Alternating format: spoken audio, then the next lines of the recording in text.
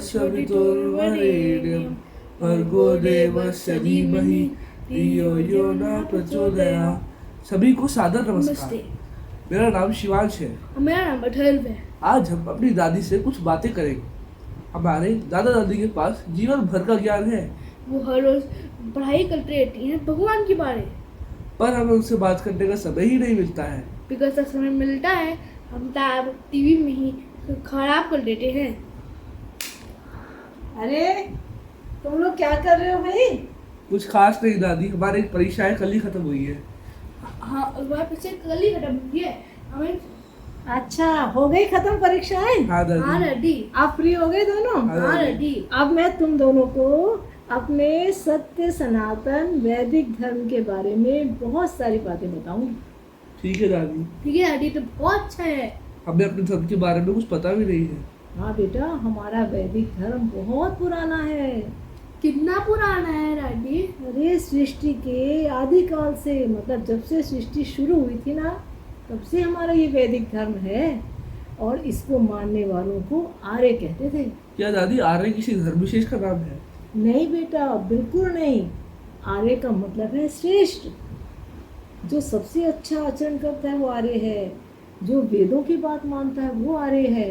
तभी सीता जी ने रामायण में राम जी को आर्य पुत्र कहा था। हाँ, रामचंद्र जी जो थे ना, वेदों के अनुसार आचरण करते थे।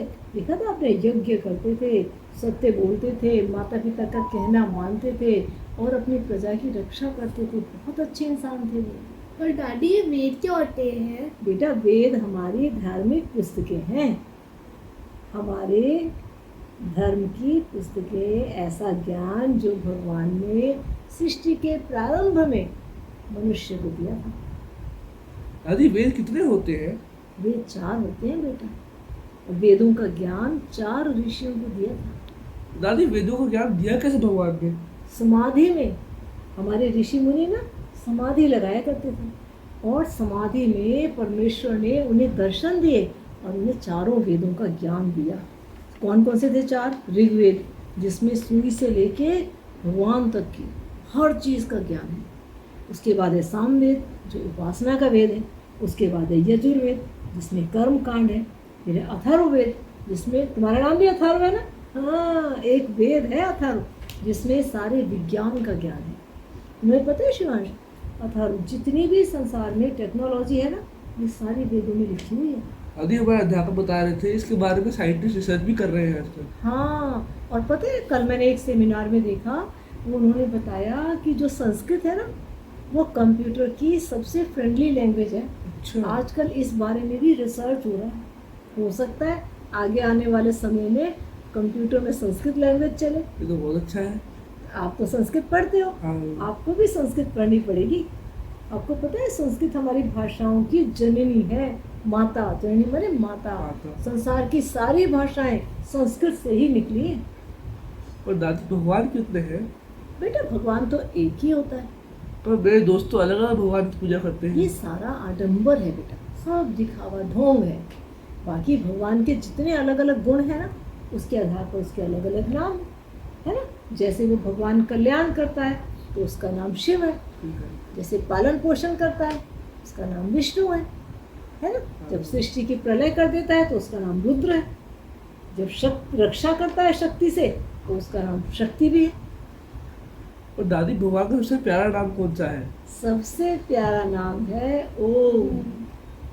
ओम का मतलब पता है क्या होता है? क्या? सर्व रक्षक। कभी हर मंत्र के पहले ओम आता है। हाँ, भगवान सब जगह है ना। जब हम ओम तो कह के पुकारते हैं तो भगवान सब जगह है और वो सब जगह हमारी रक्षा करता है। और पता है शिवांश, जो नासा के वैज्ञानिक है ना, आपको नासा में जाना है ना रिसर्च करने के लिए, तो नासा के वैज्ञानिक एक रिसर्च किया उन्होंने। क्या रिसर्च किए कि संसार में उन्होंने सारी वॉइसेस चेक करी है।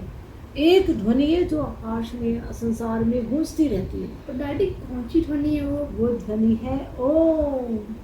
और वो ओम उन्होंने कैच किया उस ध्वनि को, क्योंकि सारे संसार में पता चला इस ध्वनि की आवाज़ आती रहती है, गूंजती रहती है। ओम ऐसी, ओम ऐसी वो ध्वनि सब जगह गूंजती रहती है। क्या ये सब वेदों में लिखा है दादी?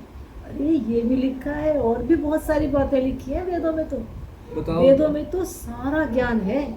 जैसे कि आपकी मम्मा आपके लिए सारे काम करती है ना, और सोचती है आपको क्या क्या चाहिए, सब चीज़ें लेके आती है।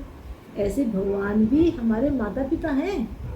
उन्होंने सृष्टि में जब इंसान को भेजा ना, उन्होंने सोचा इनको क्या क्या चाहिए, क्या क्या इनको ज़रूरत पड़ेगी, वो सारा ज्ञान दे दिया।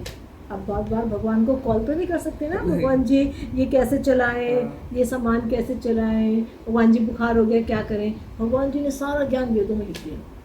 उन्होंने कहा इसे पढ़ो और संसार की हर चीज़ के बारे में जानकारी है। पता है बीमारियों के बारे में भी जानकारी है, खान पान के विषय में भी, कैसा खाना खाना चाहिए, कि आप कैसे पूजा करनी चाहिए, कैसे आचरण करना चाहिए, सारी बातें वेदों में। दादी आजकल 9 देवियों की पूजा हो रही है।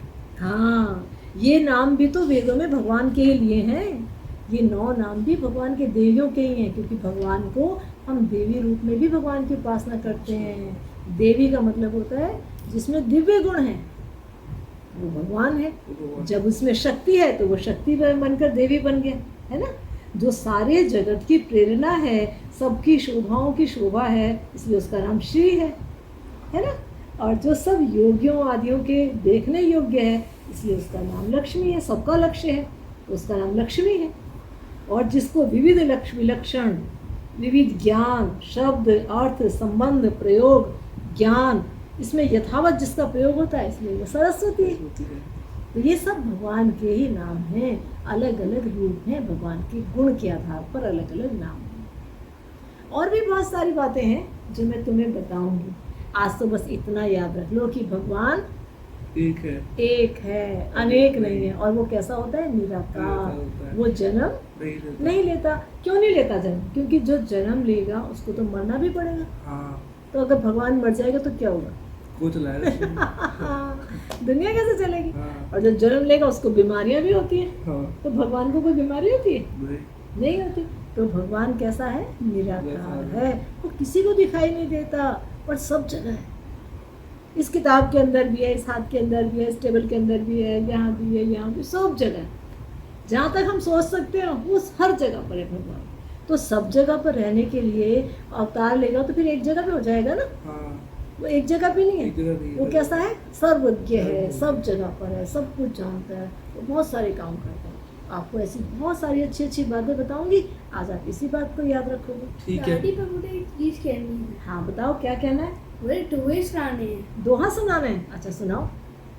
ऐसी बानी बोली कि मन का आपा खोए और उनको वो शीतल करे और आप भी शीतल हुए। Very good. क्या मतलब है इसका? दादी इसका मतलब होता है हमें मधुर वाली बोलनी चाहिए, उससे हमें भी अच्छा लगता है और सुनने वालों को भी अरे अच्छा लगता है। वाह, अरे वाह, अथर्व तो बड़ा होशियार हो गया। आप बोलते हो मीठी वाणी? हाँ। Very good. अब ऐसे ही मीठी वाणी बोलनी चाहिए, है ना। अच्छी बात है। ये आपकी किताब में है दोहा? हाँ। तो ऐसे ऐसे अच्छे दोहों को याद भी करना चाहिए और फिर उसे जीवन में अपनाना भी चाहिए। जो हम अच्छी बातें पढ़ते हैं, सुनते हैं, वो किस लिए होती हैं? कि हम उन्हें जीवन में भी अपनाएं। तो आज आपको जितना बताया इतना आप याद करेंगे। और भगवान को किस नाम से पुकारेंगे? भगवान को ओम नाम से पुकारेंगे। ठीक है। तो आप चलो एक बार भगवान को ओम पुकार के भगवान का धन्यवाद करें। ठीक है। तो आप एक बार बोलेंगे सब मिलकर। पहले गहरा श्वास लो।